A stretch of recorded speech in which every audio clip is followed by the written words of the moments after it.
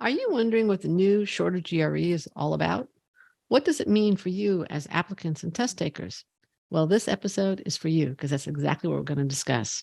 We'll be discussing the new shorter GRE format and how it affects test takers, and we're going to talk about it with ETS's Senior Vice President of Global Higher Education and Workskills. Welcome to Admission Straight Talk, the podcast dedicated to graduate admissions and helping you approach the application process thoughtfully and successfully. Your host is Accepted's founder and world-renowned admissions guru, Linda Abraham. At Accepted, our mission is to get you to that unforgettable moment when you read your acceptance email and shout, "Yes, I'm in!" Confident you'll be attending the perfect program to help you launch the career of your dreams. Welcome to the 531st episode of Admission Straight Talk. Thanks for joining me. Today's show is all about test prep, and I'd like to start with a quick one-question quiz. What is the paradox at the heart of graduate school admissions? Well, I'll tell you. You have to show that you belong at your target programs and simultaneously that you stand out in the applicant pool. Doing so is paradoxical and challenging. Accepted's free download, Fitting In and Standing Out, the paradox at the heart of admissions, will show you how to do both. Master this paradox, and you are well on your way to acceptance. You can download your free guide at accepted.com/FISO, accepted.com/F as in fitting in, standing out, accepted.com/FISO. Our guest today is Rohit Sharma, Senior Vice President of Global Higher Education and Workskills at the Educational Testing Service, better known as ETS. Rohit earned his Bachelor's in Engineering from IIT Kanpur in India and his MBA from UVA Darden. He has worked as a consultant for Boston Consulting Group, and for over 20 years, he has contributed internationally in management and product design and development in the fields of digital skills training, assessment, and higher education. Rohit, welcome to Admission Straight Talk. Thank you, Linda. Thank you for having me. I'm delighted to speak with you today. So, GRE is undergoing some transformations, right? ETS is giving us a whole new GRE. How is the new GRE going to be structured? Great, thank you.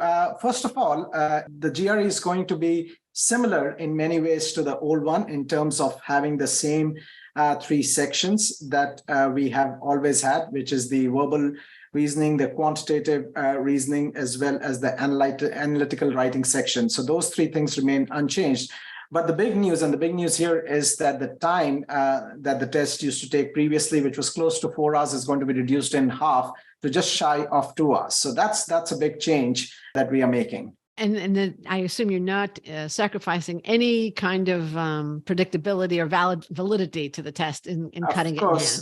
Of course, that was almost like I left it hanging there so that you asked me that, but it goes without saying. I fell for it. Yes, no, thank you.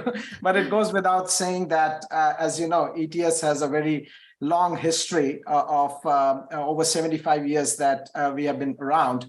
And one of the things that we are so proud of is the research that goes behind all of our assessments. So the validity, the reliability of these measures, these assessments, the constructs that they measure continues to remain the same as it was before. Okay. So the total time is much less. You still have the same three sections. So is each section just basically cut in half? So there's a couple of things that we have done. So in many of these assessments, Linda, historically, there's always been an unscored section. Right. And before the world of generative AI, as well as other technological advances that was needed to make sure that we can test out items that we can then put in future tests, because these items have been tested in a particular way.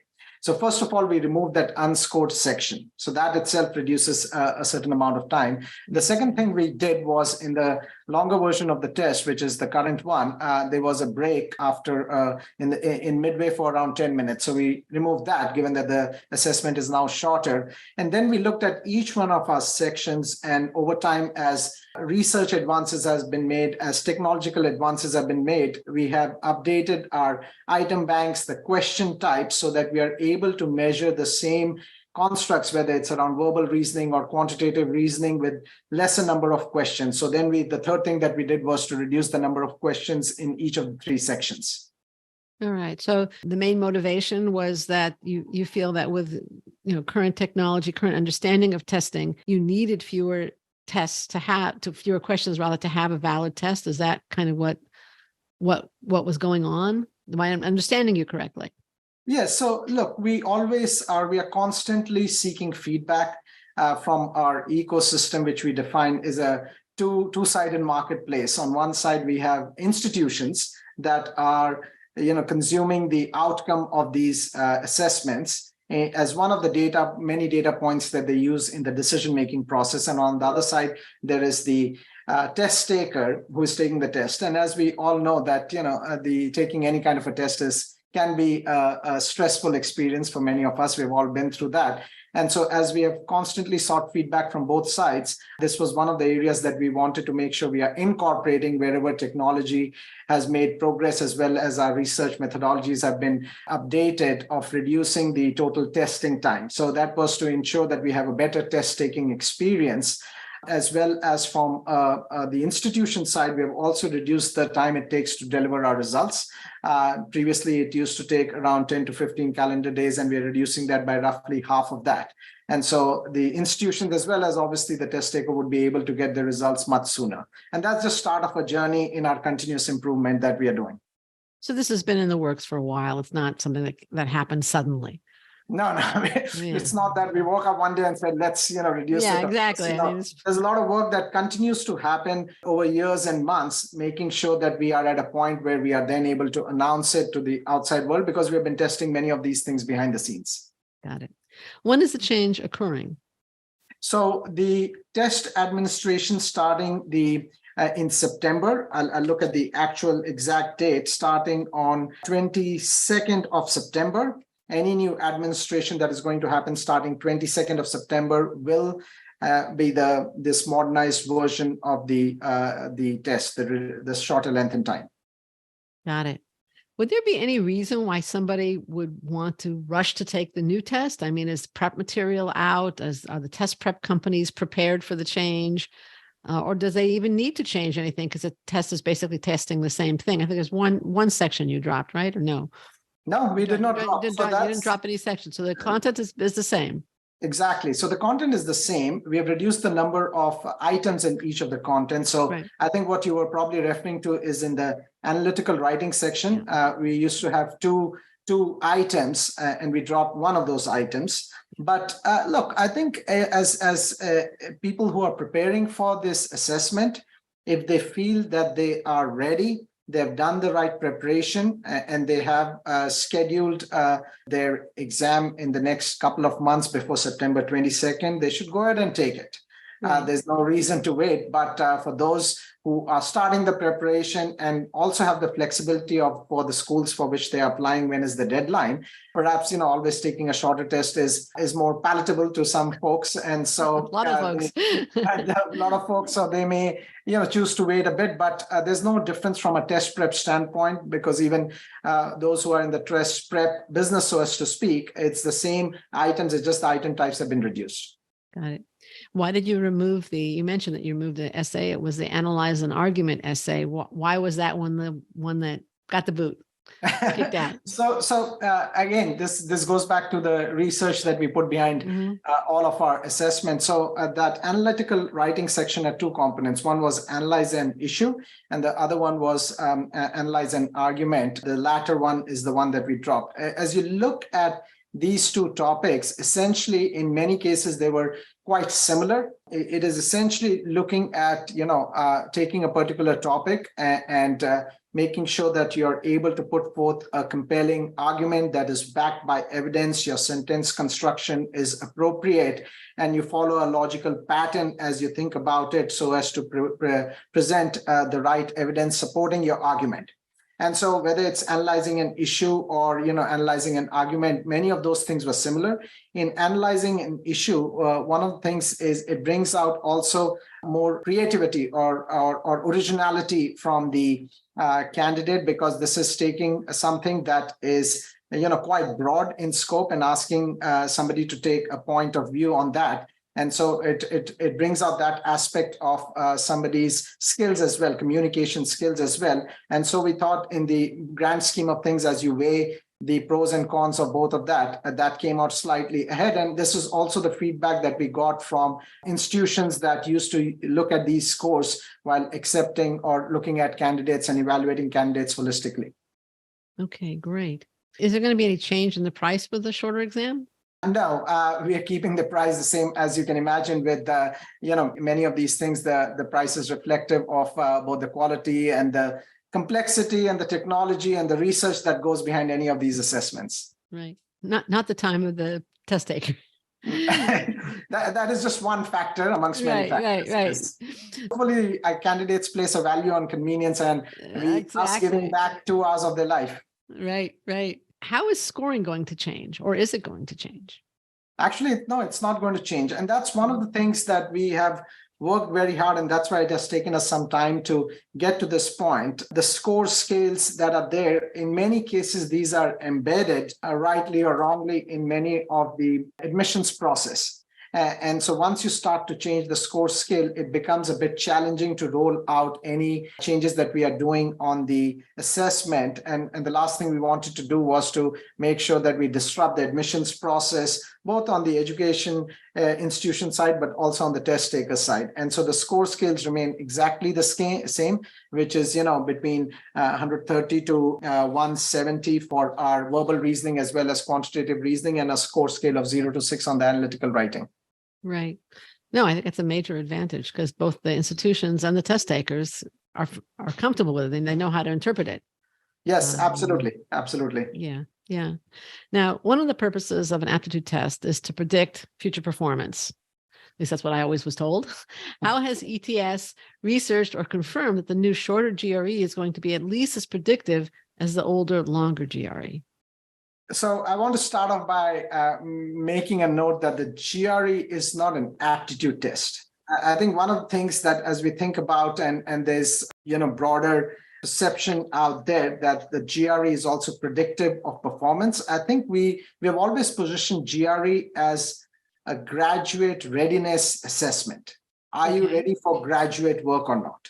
Mm-hmm. Because whether somebody completes a graduate program or not, there's so many variables on that anybody who is even claiming to say that we can predict whether based on just one assessment that the person is going to complete or not, I'm not sure if I will personally buy that argument either. But it is about graduate school readiness. And one of the things that we have done is making sure that our research team, our psychometricians, our assessment teams are putting together assessments that are at the graduate work readiness level. And so that's why we feel confident around what the GRE is predicting. It is predicting whether you are ready for graduate work or not, rather than predicting, whether you're going to complete a graduate program or not. Right. I'm going to push back a little bit here now. Sure, yes. I'm not a psychometrician and I'm not an expert in testing, but I've been an admissions consultant for 25 years. And I've always heard that the GMAT predicts success in the first year of MBA programs, and the LSAT says that the LSAT predicts success in the first year of law school. So was I misinformed? No, look, I think we all have to be careful when we say predict success and how is success defined. And it would be helpful to double click on that definition and understand what does success mean. It was performance, but anyways, go ahead. Yeah, so I would say that, look, one of the feedbacks over the years, as you think about what is the purpose of any admissions assessment, right. We maintain that the purpose of an admission assessment is to provide data point that would be helpful in making a decision about a candidate. That data point should be looked at holistically in conjunction with other proofs of whether the person is ready for graduate work in this particular case or not. Mm-hmm. And so I think that's how it should be viewed as. Anything more than that, whether it's a GPA predictor, because as you can imagine, there's so many things that happens. Even if you were to say it is a predictor, I would say it's a predictor at a point in time when you have taken the assessment or predictor of academic results, whether the person is actually being successful or completing. There are so many things that happens in a person's situation. A personal situation happens. and so on and so forth. Financial changes happen in a person's life that it's very difficult to then anybody to say with any amount of certainty that the person is going to complete or not complete. Not to say we are not confident around the assessment, but the assessment is measuring certain aspects and not the whole program. Readiness, not Yes. For future performance. Got it. Yeah. Okay. If one is applying to law school or business school and has the option to take the traditional exam for that education, the GMAT for business school, the LSAT for law school, why would you recommend that they take the GRE? Many reasons. Good. Many Go reasons. for it. So first of all, this is your chance. Yes, absolutely. And so this is for everybody who's listening. The GRE is the most broadly accepted assessment across many disciplinary fields, whether you're going for a master's in arts or sciences or a specialized program like the MBA or the law school or PhD programs as well. So first of all, one assessment that can open the window to multiple disciplines. The second is a lot of people over time think about either doing a double major or maybe even thinking about changing their streams. And the GRE is valid for 5 years. So once you have taken that, and for whatever reason, if you decide to change a stream, or you could be thinking of upskilling yourself, you don't have to take the GRE again. And so those are two great reasons. And the third one is also, as you think about, and while this may or may not be a big point for many people, even relatively speaking, compared to other assessments in the marketplace, it is slightly more affordable, I would say. So those are three reasons why somebody should think about the GRE. Sounds good. Okay, that's a great answer. Thank you. How are schools receiving the new GRE?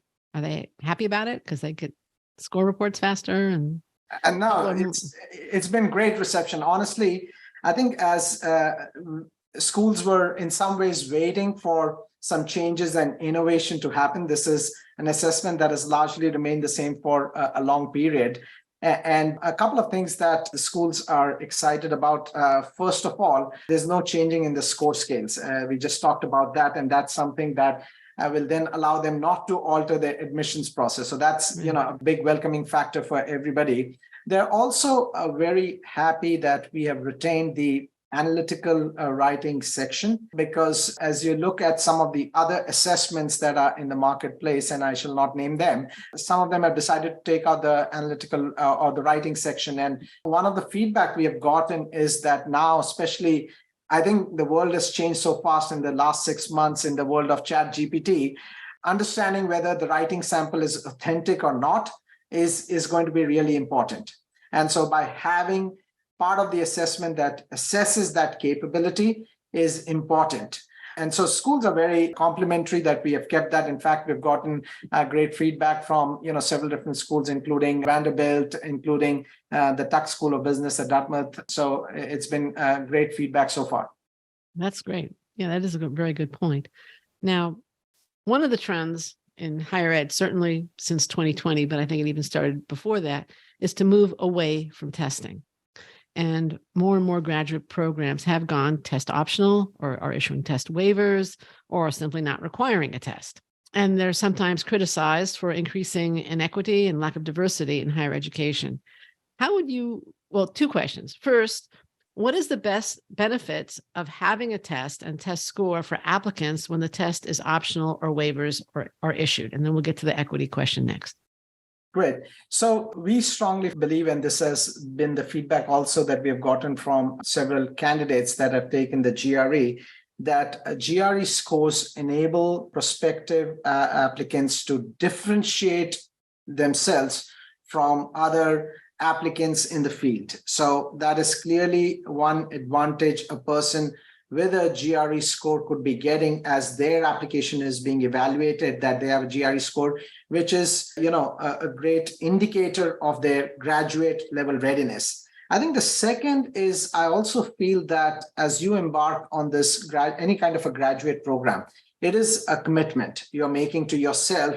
It's a financial commitment, it's a social commitment, it's going to change your life around it. And so you need to also make sure that you are confident that you are ready for graduate level work or not. And I would argue that those are two things for which we would strongly encourage people to think about it. And especially on the first one, as you stand amongst a pool of applicants, We have also heard anecdotally from many of our candidates that it has helped them in many cases to be considered for additional scholarships or financial aid. Everything else being equal, as you can imagine, it's a very competitive world out there. You want to stand out in a crowded field. I would like to add one, if you don't mind. Yeah, please go ahead.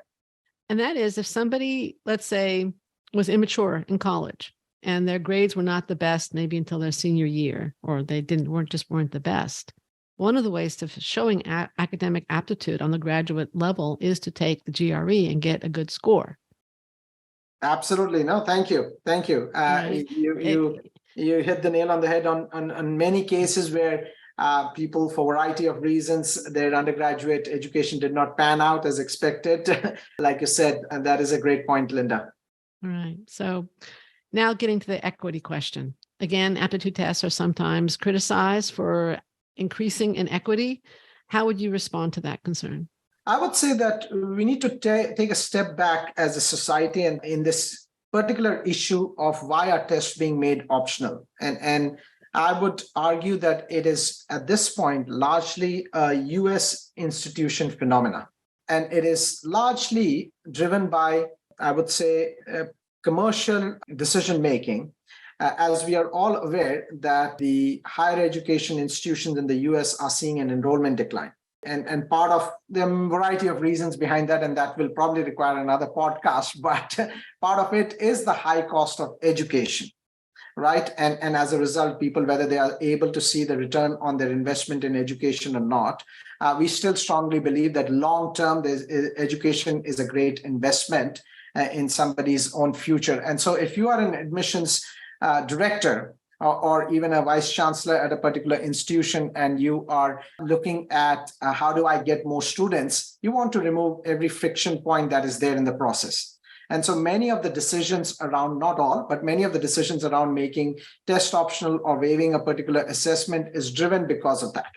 Now, having said that, I think we as key players in this assessment space also recognize our responsibility to ensure that we continue to improve upon and remove any unintended biases that may be there in our assessments. Obviously, our assessments go through so many different levels of rigor and testing before we put an item out. But at the same time, we also recognize, just like every other human being who's writing an assessment, there could be inherent biases that people may or may not be aware of. So we are constantly, and we made a commitment that as with every new version that is out, we are reducing if there are any biases out there. But I think to also take a very utopian view and say that just removing the assessment improves equity levels as well as access for all, I think is also taking a very simplistic view of the whole issue.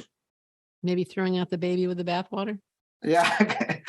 Thank you. You said that. But okay. Now, look, I think it is a complex issue. On one hand, we want to make sure that more people have access to education. And so one of the things that we do is, people who may be coming from economically weaker sections of society, and for a variety of reasons, if they cannot afford to even pay for the assessment, which is just a few $100s compared to, tens of thousands of dollars for the actual study, we have a process through which people can apply for waiver or reduced fee. So we are doing our bit to make sure that we don't become that hindrance in somebody's access to higher education. But at the same time, it's a broader societal issue that we all need to grapple with. Because on the other hand, if you look at countries outside of the US where, there are regions of the world where assessments are just the norm. That's one way to ensure that you're ensuring, quote unquote, meritocracy in the system, that you're taking in the best and the brightest on certain fields as an example. Right. No, I know that. All right, let's change it a little bit. Now that we've I think covered the new test, do you have any GRE prep tips for our listeners? Yes, absolutely. So great. I would say you should always best to start with a practice test, because it's taking almost like a diagnostic and seeing where you stand. And that will also then allow you to focus on your preparation, because depending on what has been your background, your undergraduate field of study, the kind of work that you've done, you may be stronger in certain areas compared to other areas. And so by taking a practice test, you know where the gaps are, so as to speak, and then you can focus your test prep on, closing those gaps. Other tips, include it is, education is a discipline, right? So even preparing for any kind of an assessment is getting ready for that marathon. So, set a schedule, try to stick to that schedule. It's always important to do that. And then taking advantage of the resources that we offer. We have several free resources, including our monthly test prep workshop. We have the GRE mentor course. We have our practice test. Many resources are free. Some are available for purchase as well. But you can always look it up on our website at ets.org/GRE/prepare. Great. Thank you. Thank you very much for that. That was wonderful. What would you like me to ask you? We are in the assessment industry, right? So perhaps, let's chat about the future of assessment, where assessments are going. Where are they going? That's a great one. I wish I would have thought of that one. It is evolving. To be fair, assessments are going through a change. What we have started here with the GRE, and we are also doing it with some of our other assessments, is first improving the test taker experience. We want to make sure that, the test taker historically has been a secondary actor in the whole assessment space. And we are making sure that we are improving the test taker experience. This change that we have done in terms of shortening is just one of the first of many steps that we are going to continue to do to improve the test taker experience. But as we think about any kind of improvements that we do, also will need to continue to come along with the relevant reliability and validity of the test. So as we think about where the future of assessments are going, Linda, I think that summative assessments, this is like high stakes, sometimes called high stakes or summative assessments. There'll always be a role for these assessments for purposes like in admissions, which is a life-changing event and hence high stakes. But there's also a growing need for formative assessments to measure many other skills. So in some ways, what we largely talk about in assessments like the GRE are cognitive skills, your verbal reasoning, your critical thinking, but there are also other skills that are, equally important to make sure that the person is successful in any endeavor that they are taking, whether these are other kinds of what we call the affective skills. These are skills that are around things like, can you recognize emotions? Do you have empathy? Can you regulate your emotions? But also, so there's affective, there's behavioral skills like things like, leadership, your perseverance. And then the core cognitive skills around, like we talked about, your critical thinking, problem solving, and things of that nature. So the assessments are going through an evolution where there's going to be more of formative assessments. That means that early enough, making sure that there are regular dipsticks that are happening that can give you feedback around where the gaps are, so that you can work to close that gap rather than just providing a score at the end, but then also expanding the scope of assessments from just pure cognitive to other areas of skills measurement that have been very difficult and hard to measure historically. And that's where we are also putting a lot of research to making sure that we are coming up with those constructs that can measure those in the right environment. Fascinating. I interviewed a few months ago Dr. Kelly Dorr, who's the developer of a situational judgment test used by medical school admissions. Right. And I think in medical school, there is a lot of development, experimentation, innovation, because they're also trying very hard to test competencies as opposed to just specific knowledge. And again, you have the whole situational judgment test that they're using as a supplement to the MCAT. Correct. So again, like in that situation, I think there is not going to be one silver bullet that you have one assessment that gives you everything that you need to know about somebody. I think a combination of things that used in the right conjunction can provide enough insight into a candidate or a candidacy of somebody that allows you to make a decision with better confidence. That's what these assessments are supposed to do. Do you see assessments ever being used? Well, I shouldn't say ever, because they are sometimes used in this way now, and you were advocating it really early in our conversation, used by individuals as a way to guide them in a decision-making process. In other words, if you're going to be assessing leadership skills or teamwork skills or some affective factor in your own development, would you want to know what area needs work? Absolutely. And we'll see a lot of movement towards that. The same way we've been talking about the whole reskilling, upskilling revolution that is happening. It's not necessarily going to be confined to technical areas. Yes, you need to know about, the latest chat GPT and how to deploy that. But at the same time, if you're not able to then deploy it in the context of an organization where you have to not just solve for a problem, but you have to do collaborative problem solving, then you'll only be so much successful. And so I think people who are more self-aware, understanding, and some things are more, as they say, your personality, right? Which there's an argument that personality is difficult to change, and that is true for a large extent. But I think being aware of what your personality is and how you behave in certain circumstances, that awareness itself for people is a very key step in their own development. Because if I behave a certain way under stress, then I know that if I do certain things when I'm under a stressful situation, at least I'm aware of it, so that when I'm in a professional setting and it's a stressful situation, I'm making a mental note to myself that, don't bite my fingers or don't shout at somebody, as an example, whatever the case may be. And so I think that is going to be very important. Though people who are have that level of self-awareness, in my view, are going to be much more successful. And part of that is to understand, and to understand, you need to quote unquote assess. Got it. It's fascinating. I'm so glad you asked that question. Thank you. Rohit, I want to, in addition to thank you for that last question and answer, I want to thank you for joining me today. It's been a delightful conversation, utterly fascinating. Where can listeners and test takers learn more about the new GRE and the prep materials that ETS offers? Listeners can go to ets.org/GRE to learn about the new GRE, and then to ets.org/GRE/prepare to get access to the test materials, to the test prep materials. Great. Thank you again.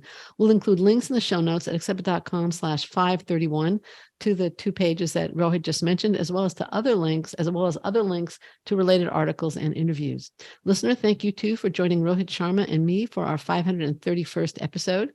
And quick reminder, master the paradox at the heart of graduate admissions by downloading your free copy, Fitting In and Standing Out, the Paradox at the Heart of Admissions. You can get it at accepted.com/FISO for Fitting In and Standing Out. And a final request, if you find the show worthwhile, please share the good word by leaving a review on Apple Podcasts. Your doing so helps us spread the news about Admission Straight Talk. You can leave that review really easily by going to lovethepodcast.com/AST. Thanks again for coming. This is Admission Straight Talk, produced by Accepted, and I am your host, Linda Abraham. I'll talk to you again next week.